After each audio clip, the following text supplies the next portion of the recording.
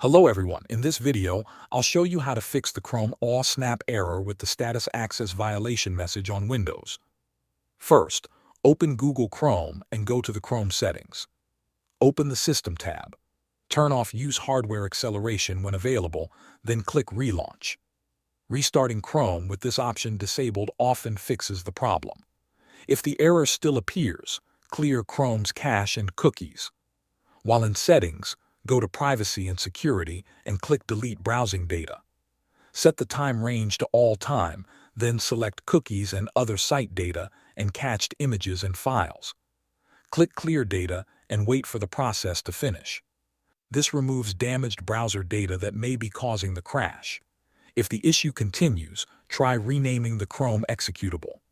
Close Chrome completely first. Right-click your Chrome desktop shortcut and choose Open File Location. If it opens the shortcut folder, right-click the shortcut again and select Open File Location one more time until you reach the folder containing chrome.exe. Rename chrome.exe to chrome1.exe. Then update your desktop shortcut so it points to the renamed file, or create a new shortcut from chrome1.exe. This can bypass software or security tools that are interfering with the original Chrome executable. Thanks for watching.